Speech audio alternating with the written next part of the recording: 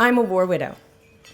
My husband, Sergeant Peter John Caife of the 2nd Commando Regiment in the Australian Army, suicided in February of last year. We had an argument on the Friday. It was obvious to me that his world was crumbling around him. I asked him to get help and told him I would be there through it. Instead, he got angry and violent. I took our 2 small children and had to leave. Pete played golf on Saturday, went to Bunnings on his way home, and on Monday morning at 0600 hours, he hung himself in our garage. I've been told that he took the easy way out.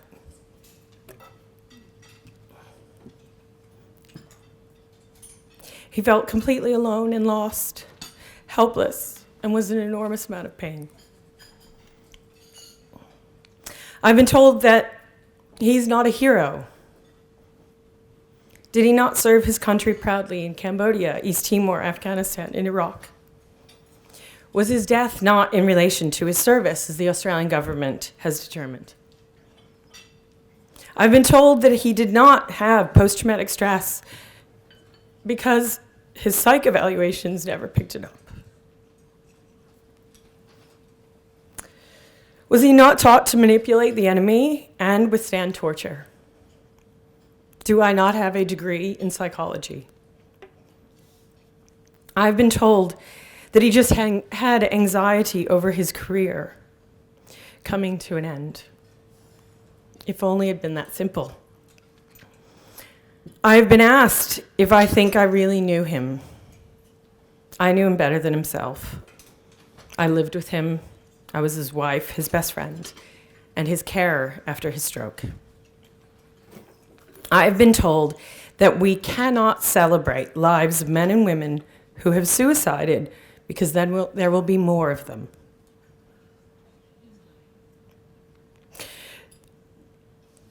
Show them my pain, my children's pain, the collateral damage to our friends and family. Let me show them the trauma and the suffering that Pete left behind, and then ask them if they'll leave their families and their loved ones behind as well. Most confronting is that I've been told over and over and again, thank you. I did practice and I didn't cry, so this is...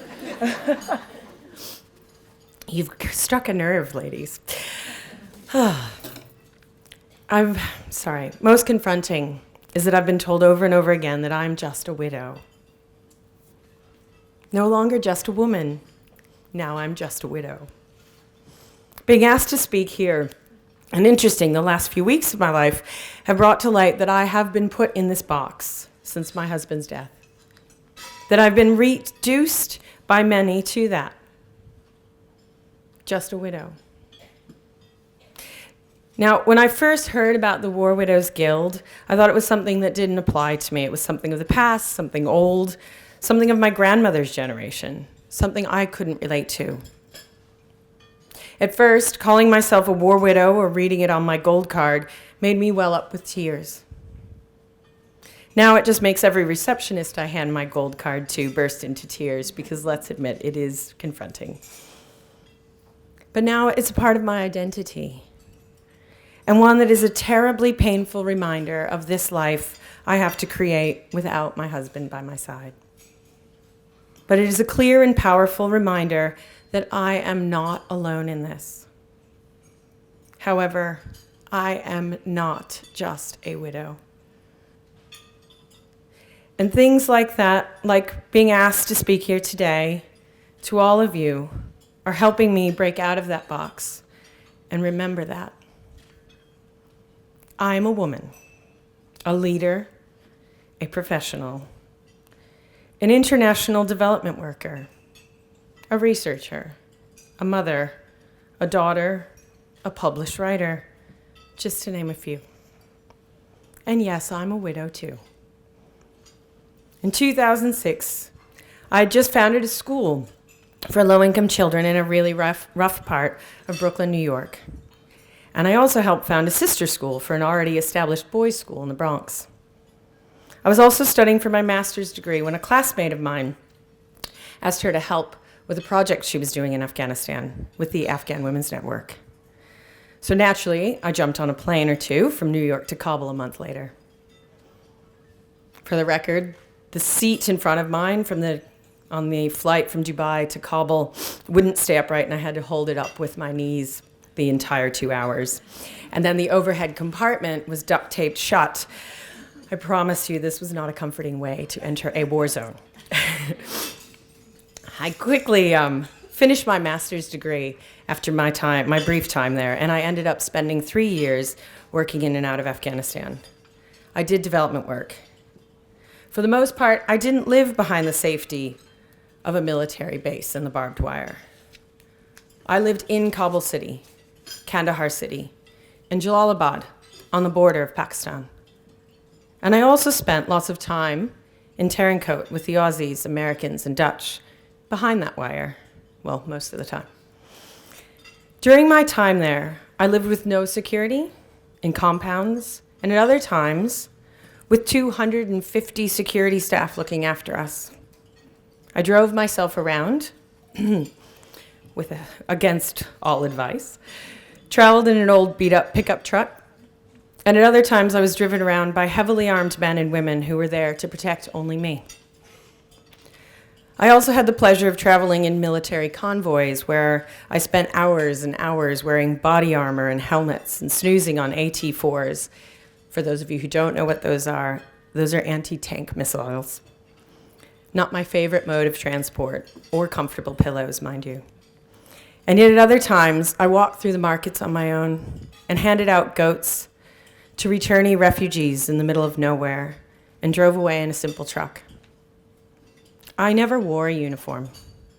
I served in my own way. I served by helping rebuild what the war took from the people of Afghanistan. I felt the dust in my lungs when I ran around the base in Terncoat. I slept in shipping containers and worried about IEDs being on the road, just like our veterans do. I know what it feels like to be in the line of fire without a gun, to spend hours in a safe room after explosions night after night, to lose mates, and to send them home on Hercules. I served the US government while I was there. And I went places they wouldn't send their foreign service officers because it was simply too dangerous.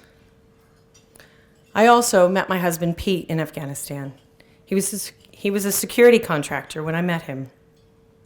But in 2010, after we married, he re-enlisted in the Australian Army. And so I quickly found myself serving again, this time the Australian government, as a wife, a mother, and professionally as a contractor at the Australian Civil Military Centre. When my husband was alive and serving, he had a protected identity. I couldn't tell very many people what he did, where he was, or why he was away all the time, including for my daughter's birth. It wasn't easy, and certainly didn't allow me to get support when he or I were struggling. I remember feeling that he was my burden to bear, that his suffering was mine, and it was just something I would have to manage for the rest of my life. His mental health directly impacted his career, naturally, but for him, his identity was wrapped up in his career. So I spent the last few years of Pete's life managing him, protecting the kids, protecting his career, anticipating the ebbs and flows of his moods, his anxiety, paranoia, stress, anger, and depression. I never would have left him. I loved him too much. And I'll admit that I wanted to save him from his demons, from his pain. If only that was actually possible. I couldn't save him. He knew what it would take. He knew what resources were out there, and he helped so many people, veterans, families, and even taught mental health first aid to his unit. But he wasn't willing to do the work to save himself. 18 months on, and Pete's death is still crippling every single day. I still have to pull over to the side of the road when I can't bear the physical pain of it. But I am getting used to it now. See, suicide doesn't end when the suicide happens, as most of you know. It cascades down to those left behind. My 3-year-old son still wakes up almost weekly in the middle of the night, screaming out for his father. He makes me walk through every room of the house looking for it. He then sits in Pete's spot on the lounge just to feel close to his daddy. He won't let me touch him or comfort him. After a while, he calms down and the pain seems to pass. He'll give me a cuddle and we go back to bed. My 6-year-old daughter consistently is saddened that she's the only one in her class that doesn't have a dad. I asked her recently if she wanted a new daddy. She said, "No, not yet, Mommy." Thank God, because I'm not ready for that either. I thought that was sweet and a little bit sad. But then she added, "But only because I would be embarrassed when you kiss him in public." Kids always bring us back to reality. In all seriousness, she asks every question under the sun about his death. What was he wearing? Did he know he was going to die? Do I think he was scared? Trying to understand why he left her. Her therapist thinks she is adjusting well, but her questions got me every time. My eldest son is 19. He lost the person in the world he loved the most. His hero, his biggest fan. My children and I won't have to go on living with his demons or his pain anymore.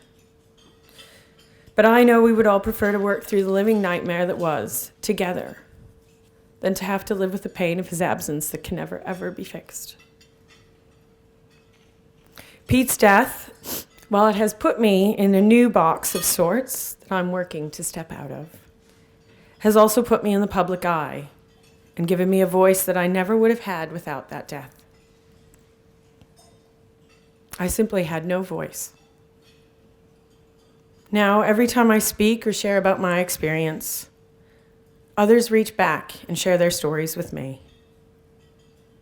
Through that, I've realized that so many other families are suffering and need support. Your support in your communities. If there is one thing I will do with this new voice, it is fight for families and make sure they are not suffering in silence, alone, and unsupported. One of the messages I've been trying to spread is that every man and woman who served this country, and all those whose deaths were related to their service, they deserve our gratitude, and we're not very good at giving it here in Australia. They deserve our honor, our respect, whether or not we agree with these wars. And they deserve to be remembered, because they are ultimately doing our government's bidding so that we don't have to. But if we're honest with ourselves, those men and women have served on the backs of our families. They could not have done their work without our time, our love, patience, support, and often our suffering. As I gain my own voice back, I don't want to speak for widows, veterans, or families. I do not want to be just another person who takes away their voice and replaces it with mine. I want to use my voice now to raise the profile of widows, veterans, and families on behalf of them, and to create a space so that when they want to and are ready to raise their voices, they can, and they will be heard too. I've realized how much of a toll this life has taken on us. I've seen the danger that exists with current lack of understanding of mental health and how it impacts us all at some point, in some way in our lives. And I've personally experienced how so many people think of me as just a widow. And for many, it means I can be dismissed. All of this has made me realize something has to be done. It made me realize that I have to lead through my pain and suffering. I have to find purpose and hope and be an example to my children, someone they are proud of, someone Pete is proud of, someone I am proud of. The last few weeks, I've finally been able to reach back through the fog to who I was before. It's helping me find my voice, not just for me, but for others. I won't get a shiny medal for my service. Frankly, I don't need one. But I do need to make sure that others don't suffer like we have, and others have an easier time finding their own voices. I am a war widow, and I am so much more. Now that I've found my voice through all of this, will you listen to my voice? Will you help me lift my voice and the voice for other women? Will you walk this journey with us? Thank you.